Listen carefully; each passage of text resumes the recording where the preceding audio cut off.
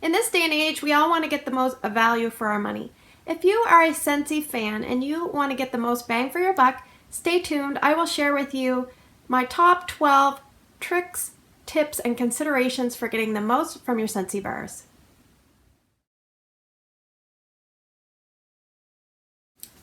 Hello everyone, my name is Patricia. Welcome to my channel. I am an independent Scentsy consultant from Nova Scotia, Canada, and I'd like to thank you for checking out this video. So stay tuned, we're going to get into the tips and tricks. Whether you're new or a seasoned pro, hopefully you will get something out of this video. Let's get into it right now. Tip number 1, start with just 1 cube. Now, years ago, Scentsy dishes basically just had their logo and information on the bottom. In the summer of 2017, Scentsy started adding a number on the bottom of most of their warmer dishes. This one says 5. Now, there's a little bit of controversy about this. What does that number mean? Scentsy says in their frequently asked questions of the website that it is the intended number of cubes to put in that particular warmer dish to give the optimal scent performance for that warmer. Other people seem to think it is the number of cubes not to exceed so that the dish doesn't overflow.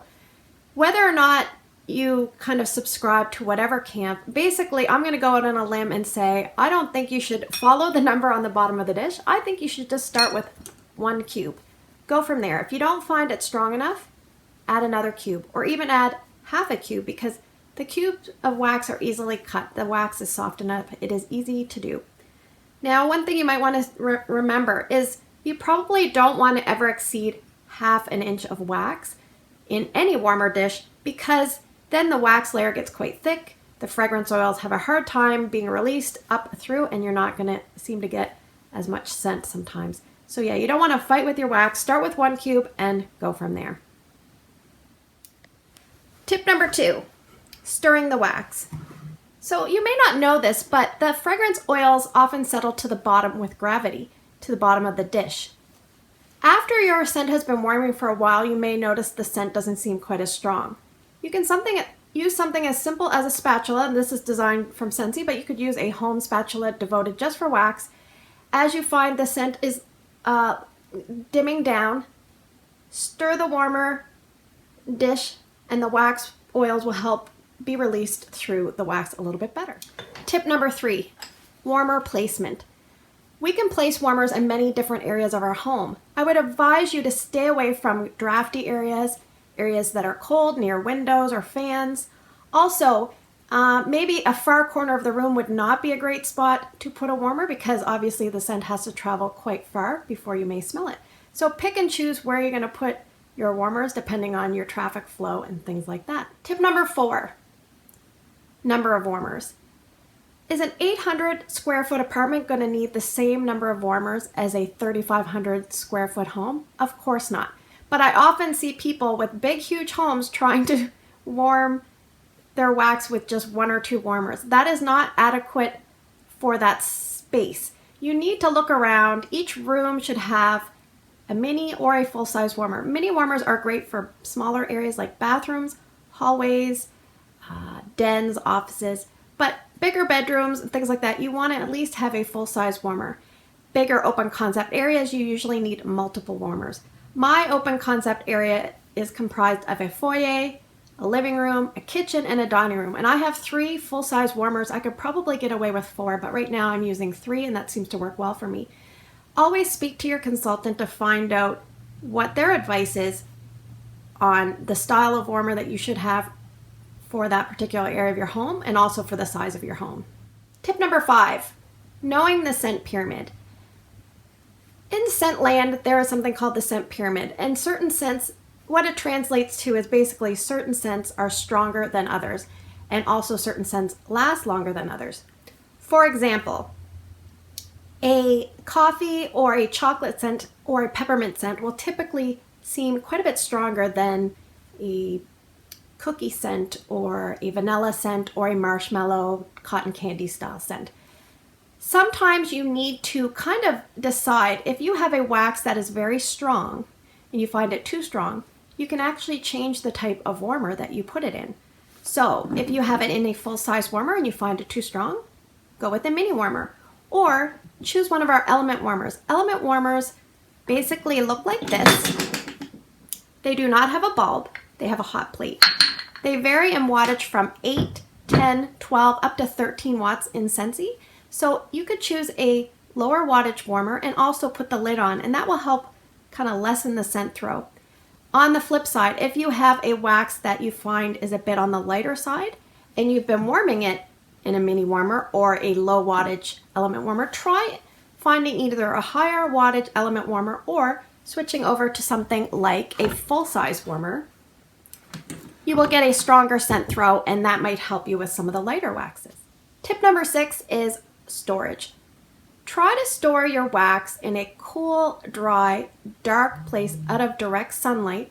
Also, try to pick an area that is very consistent in terms of temperature and humidity throughout the seasons.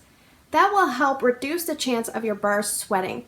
If your bars do sweat, they still will work, it just doesn't look very nice, it's not very appealing. Tip number 7, have a test zone in your home. What do I mean by a test zone? Well, when I get a new bar of Scentsy wax, before I do anything, I usually smell it. I try to decide if it seems light, medium, or strong, and from there I picture where I'm going to put it. But usually what I do is I have 2 areas in my home. One is this room and one is downstairs in my mudroom laundry room. I kind of consider them my test zones. What I do is I put the new wax in these areas and I see how it performs. If it feels very strong in those areas, then I may choose to warm it in my big open layout, because when you put something in an open layout, it tends to diffuse and kind of dampen the scent a little bit. So if the wax performs quite weak in this area or it seems like a lighter scent, I will probably put it in a smaller area like a bathroom. So I would advise you to do the same. Smell the wax, decide how strong it smells on cold, but also have a test zone that you can check it out for yourself. Tip number 8 is don't add to old wax. Say you love blueberry cheesecake and you're a blueberry cheesecake fan and that's all you want to warm. One thing about that is you should try to warm a few different scents just so you don't get nose blind to a scent, but that's a whole other topic. But let's say your old Scentsy wax has lost all of its scent. And as you may or may not know, when the Scentsy wax loses its scent, it still has the same volume of wax. It doesn't decrease in volume, it just doesn't have any scent anymore. So when it's time to add more wax, you want to make sure you take out the old wax and then add new wax. Because if you add new wax on top of old wax, you're kind of diluting the scent right away, and you don't want to do that. So there's many different ways you can remove wax from your warmers. I actually have a video I can link in the comments area below. But yeah, check that out. Always make sure when you're adding new wax of the same fragrance to take out the old wax beforehand. Tip number 9 is bulbs. You want to make sure you are using Scentsy bulbs for your Scentsy warmers. The other thing is you want to make sure you use the correct wattage for the correct warmer. If you're ever unsure, you can actually unscrew the bulb from your warmer and it will actually say, it's very hard to read, but it is inscribed down in the silver. But what if you have a warmer that someone gave to you, and how do you know that you're using the correct wattage? At the bottom of your Scentsy warmer, there is something right here. This one says 25 watt. You want to use a 25 watt bulb. Now let's say you had a warmer that said 20 watt. You don't want to exceed that wattage and put 25 watts in. It's a fire and safety hazard. You don't never want to challenge the electrical system. Always make sure you go at the level they suggest or lower, but never higher for safety. Tip number 10, 24/7 or off and on. What do I mean by that? There are 2 different schools of thought. Some people leave their warmers on 24 hours a day, 7 days a week, and rarely turn them off. Other people turn them off and on when they leave the house, that kind of thing. Some scents, in my experience, I have found actually work a little bit better with a 24/7 approach, and other ones I feel last longer with the off and on approach. In general, my advice would be if you are leaving your house for any extended period of time, make sure you turn your warmers off so you don't lose out on the scent, but always fiddle around and see what seems to work best for each individual scent. I find it's not always the same. I'm a type of person that I usually turn them off when I go to bed, and I also turn them off when I'm not home, like for example when I'm at work. I just feel I do not want to lose out on the scent, and I get more value for my money that way.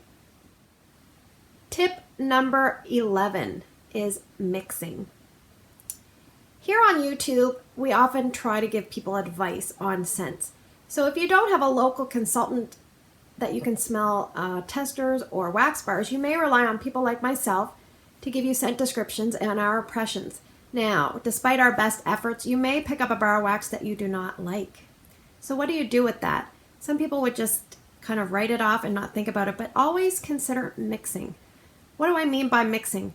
Take the scent that you do not like and add a different scent to it. There are so many different recipe combos. You can go and Google the wax bar and find some different recipes that other people have found work well. Now, one thing I want to say is when you are mixing, I would start low. By that I mean take half a cube of what you do not care for and add in half a cube or a full cube of what you are adding to the wax. Then try that out.